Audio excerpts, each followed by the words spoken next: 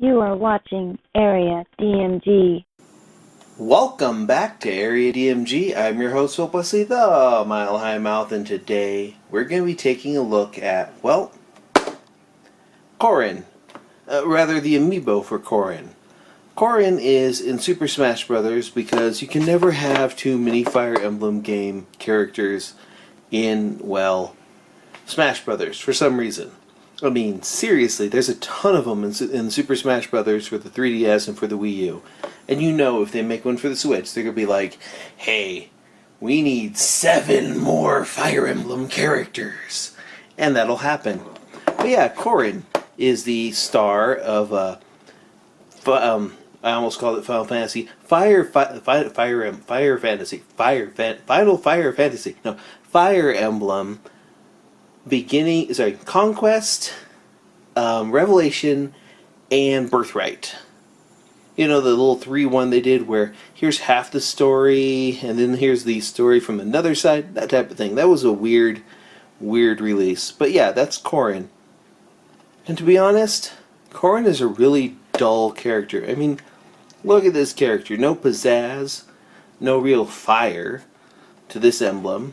Just kind of a little milquetoast, I guess is the best way to put it.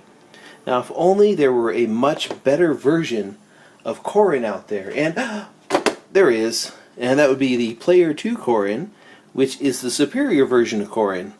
Because you can choose Corrin as either a boy or a girl.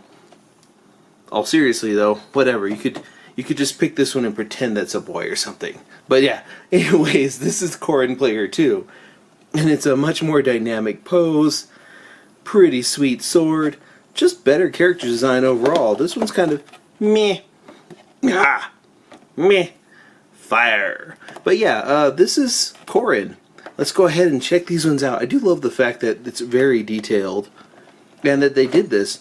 I kind of wish they did this with Robin, because Robin is another one where that player character you can choose their sex at the beginning of the game, and that would have been cool. I kind of like the whole Player 2 stuff, like how we had Rob, that was the NES Rob, and then we had the Famicom colored Rob, and then we had trying to think what else they put out that had an additional one to it. Well, Cloud did and Bayonetta did, and really they should have done they should have done some of these for other characters, like the male Wii Fit trainer or the female Animal Crossing villager.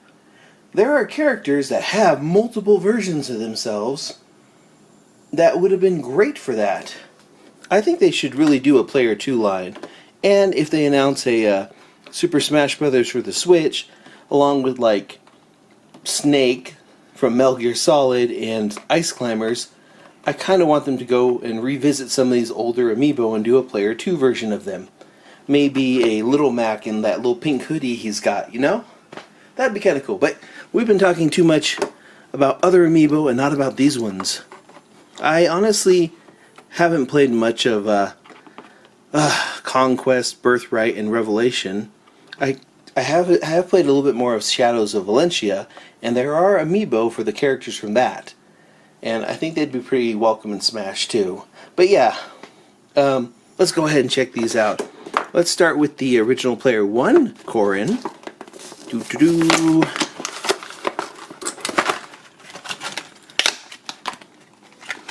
Okay. This is actually pretty sturdy. Yeah, let's let it focus a little bit. Interesting emblem on, there's the back of it. There's the top. It's got like a, I don't know, something about this hair makes me think of Tails from Sonic the Hedgehog for some reason. Or maybe Silver. Oh wow, it's okay, his hair is a little squishy. That's interesting. It's kind of flexible. He's got little speed spikes. Yeah. This is interesting. Very sturdy sword. Just overall pretty high quality actually.